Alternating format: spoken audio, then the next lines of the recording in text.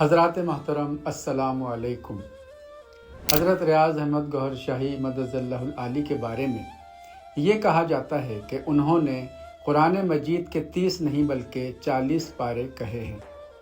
حضرت محترم حضرت ریاض احمد گوہر شاہی مدد اللہ العالی نے فرمایا ہے کہ حضور پاک کو ایک باطنی علم بھی عطا ہوا تھا جو آپ نے خاص لوگوں کو عطا فرمایا، جس کے بارے میں حضرت ابو ہریرہ نے فرمایا ہے کہ مجھے حضور پاک سے 2 علم عطا ہوئے، ایک تو بتا دیا، اگر دوسرا بتاؤں تو تم مجھے قتل کر دو، بحوالہ صحیح بخاری۔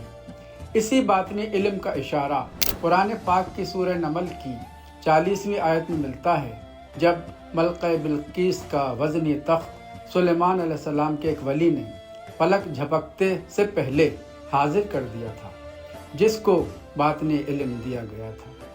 اسی باطنی علم کا اشارہ قرآن پاک کے 15ویں پارے کے آخری رکوع اور 16ویں پارے کے پہلے رکوع میں ہے، جب موسیٰ علیہ السلام خضر علیہ السلام سے باطنی علم سیکھنے کے لیے گئے مگر صبر نہ کر سکے۔ اسی طرح اولیاء کرام کے واقعات میں مولانا روم حضرت شمس تبریز کا واقعہ بھی اسی باطنی علم کی طرف اشارہ ہے کہ جب شاہ شمس تبریز نے پانی کے حوض سے خشک کتابیں نکالی تو مولانا روم نے کہا، یہ چیز یہ کیا ہے؟ شاہ شمس نے کہا، علم است کہ تو نمیدانی، یہ وہ علم ہے جسے تم نہیں جانتے۔ مولانا روم ظاہر میں بہت بڑے عالم تھے مگر باطنی علم سے محروم تھے۔ جب انہیں یہ باطنی علم شاہ شمس تبریز سے ملا تو آپ نے کہا کہ مولوی ہرگز نہ شد مولائے روم، تا غلام شمس تبریزی نہ شد۔ حضرات محترم حضرت ریاض احمد گوہر شاہی مدد اللہ العالی نے اسی باطنی علم کا لوگوں کو بتایا ہے اور تعلیم بھی دی ہے۔ آئیے حضرت سیدنا ریاض احمد گوہر شاہی مدد اللہ العالی کے کچھ خطابات سے اقتباس پیش کیے جا رہے ہیں، آئیے ملاحظہ فرمائیے۔ ہمیں ایک شیعہ آدم ملا، وہ کہنے لگا کہ 40 پارے ہیں۔ ہم نے کہا ہم نے 30 سنے ہیں، 30 ہی پڑھے ہیں۔ وہ کہنے لگا ہیں 10 اور ہیں۔ ہم نے کہا بتاؤ، 1,00,000 2,00,000 لے دو، ہم کو لا کے دو۔ کہنے لگا وہ قیمت سے نہیں ملتے، وہ محنت سے نہیں ملتے، وہ قسمت سے ملتے ہیں۔ اور جن کو وہ مل جاتے ہیں وہ داتا صاحب اور خواجہ صاحب بن جاتے ہیں۔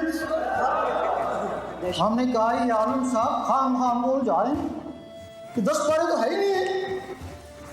آخر ایک دن ہوا کہ اللہ نے توفیق دی، ہم جنگلوں پہ چلے گئے، لال شہباز قلندر رحمۃ اللہ کی دربار پہ آئے، یہاں انہوں نے اللہ نے سکھایا، اور دل کا اللہ نے سکھایا، دل سے اللہ نے کرنا شروع کر دیا۔ جب دل سے اللہ نے شروع کر دیا تو باطنی مخلوقات سامنے آ گئیں اور وہ 10 پارے بھی سامنے آ گئے۔ تیرا شاہی میرا شاہی۔ اب وہ جو 10 پارے ہیں، اب اس کی تشریح بھی ضروری ہے۔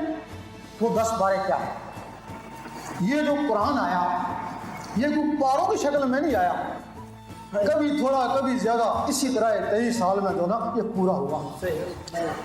اس کے حضرت عثمان غنی نے ہر روز ایک پڑھنے کے لیے ایک حصہ کیا، اس پورے کے 30 حصے بنا دیے۔ آپ دیکھیں گے مضمون ختم نہیں ہو تو پارا بنا دیا گیا، اس کے 30 حصے بنا دیے گئے۔ اب وہ 10 حصے کون سے ہیں؟ حضرت آدم علیہ السلام کو قلم کی نبوت ملی تھی، اس میں آدھی ان کے لیے آدھی ان کے ولیوں کے لیے تھی۔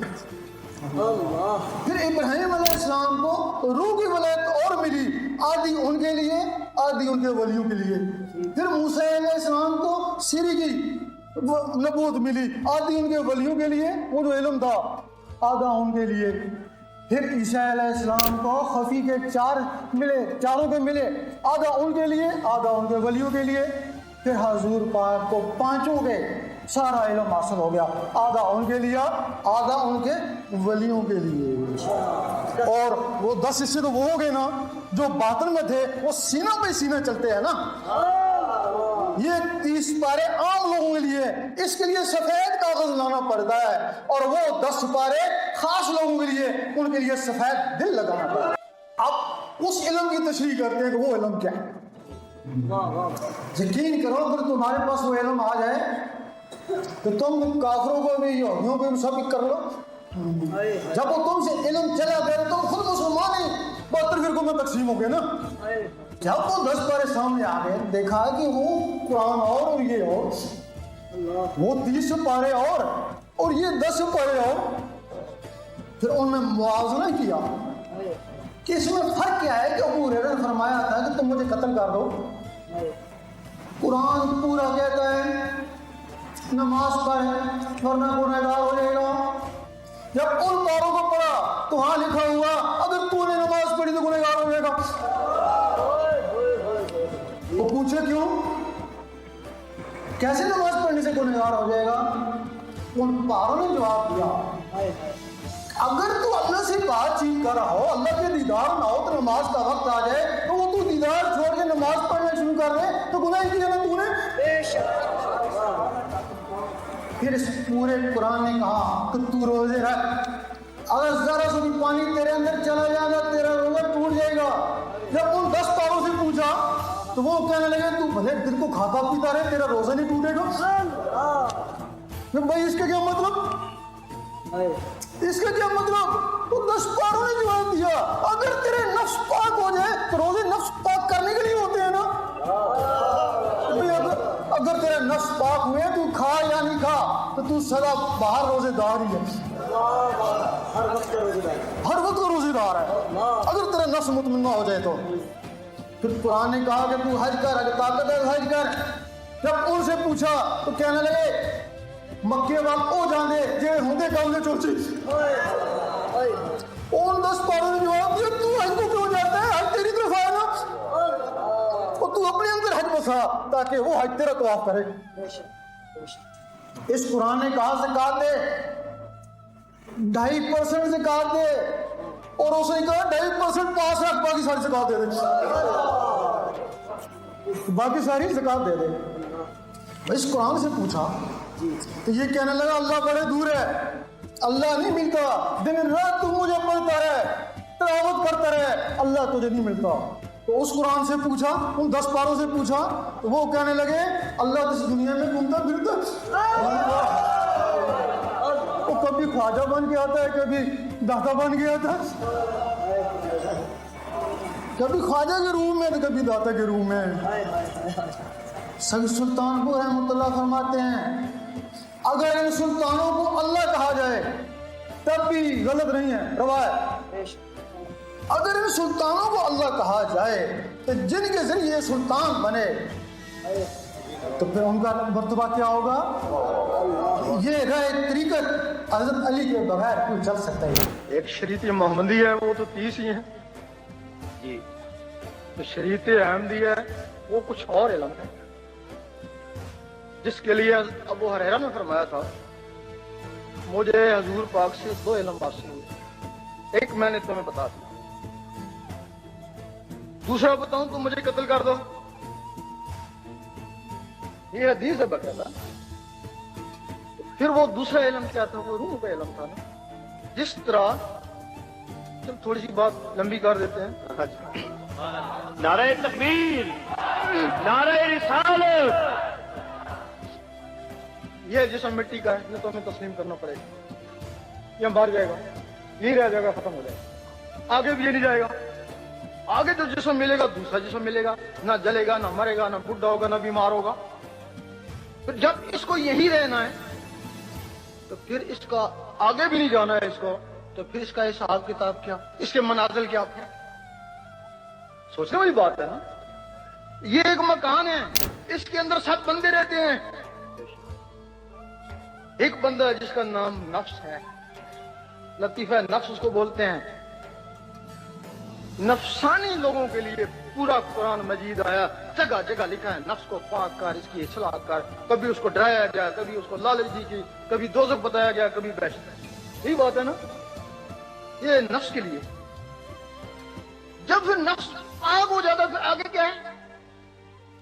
پھر جب نفس پاک ہو جاتا ہے پھر وہ باطن کا علم شروع ہوتا ہے. وہ پہلا علم پھر قلب کا ہے. نفس پاک ہونے کے بعد اس وقت ذالک الکتاب لا ریب حاضر کتاب نہیں، ذالک الکتاب وہ کتاب جس میں کوئی شک نہیں ہے. اس کے اوپر تو نود بھی شک کرتا ہے، کافر بھی شک کرتا ہے نا. بھائی اس قرآن پہ شک کرتے ہیں نا، تو اس کتاب پہ کافر بھی شک نہیں کرتا. اگر کافر کا بھی نفس پاک ہو جائے تو وہ بھی اس پہ شک نہیں کرے گا نا. اللہ. پھر جو اس کے 30 حصے یہ ہیں، 10 حصے وہ ہیں. یہ جو قلب ہے اس کا علم ہے. یہ قلب کی نبوت آدم علیہ السلام کو ملی تھی، آدھی ان کے لیے آدھی ان کے ولیوں کے لیے. پھر آگے روح ہے، پھر روح کی کتاب شروع ہو جاتی ہے، اس کے پارے ہیں. ابراہیم علیہ السلام کا روح کی وجہ سے مرتبہ آدم علیہ السلام سے بلند ہوا. پھر آگے موسیٰ علیہ السلام آگے، ان کے سری کے یہ 3 حصے ملے، آدھے ان کے لیے آدھے ان کے ولیوں کے لیے. ان کا درجہ ابراہیم علیہ السلام سے اس کی وجہ سے بلند ہوا نا. پھر عیسیٰ علیہ السلام کو 4، آدھے ان کے لیے آدھے ان کے ولیوں کے لیے. ان کا درجہ موسیٰ علیہ السلام سے تب بلند ہوا نا. پھر حضور پاک کو 5 کا علم جو نا حاصل ہوا نا، اخفا کا علم. تب آپ کا درجہ سب سے زیادہ ہو گیا نا. اب ایک نفس کا ہے اور 5 یہ ہیں. یہ 6 یہ علم میں ہے. نفس کا علم 30 ہے، باقی 5 کا علم 10 حصوں میں ہے. اس کے بعد یہ آگے آ جاتا ہے اندر 7واں لطیفہ. اس کا تعلق علم سے نہیں ہے، اس کا تعلق عشق سے ہے. اللہ. یہ کسی روحانی استاد کو پکڑو تو میں پتہ چلے کہ ظاہری بھی علم ہے اور باطنی بھی علم ہے. ہم کہتے ہیں کہ 30 حصے ظاہر میں ہیں اور 10 حصے باطن میں. اور باقاعدہ اس کے ثبوت ہیں، ولیوں کی کتابوں سے ملتے ہیں. اور یہی جو علماء کہتے ہیں اس کو رد کرتے ہیں، اس علم کو رد کرتے ہیں. اور یہی یہ واقعہ سناتے ہیں شاہ مستبریز کا کہ جب انہوں نے کتابیں ڈالی تو پوچھا این چیز، انہوں نے کہا این علم اس کے تو نہ میں دانی. جب انہوں نے باہر نکالی تو پوچھا این چیز این علم اس کے تو نہ میں دانی. ایک وہ علم جس کو وہ نہیں جانتے تھے، انہوں نے کہا یہ علم جو تو نہیں جانتا. یہی وجہ ہے نا، اگر صرف قرآن مجید ہی کافی ہے تو پھر غوث پاک نے بھی قرآن مجید پڑھا تھا نا، خواجہ صاحب نے بھی پڑھا تھا نا. تو پھر کس علم کے لیے جنگلوں میں چلے گئے تھے؟ پھر جنگلوں میں کوئی اور علم تھا نا. یہاں مولوی صاحب پڑھاتے ہیں تو وہاں حضور پاک پڑھاتے ہیں. تو مولوی کے تو حضور پاک میں فرق ہوگا نا پڑھانے میں. یہاں عالم بن جاتا ہے، شیخ الحدیث بن جاتا ہے، وہاں ولی اللہ بن جاتا ہے، وہاں سلطان بن جاتا ہے، ولی اللہ بن جاتا ہے.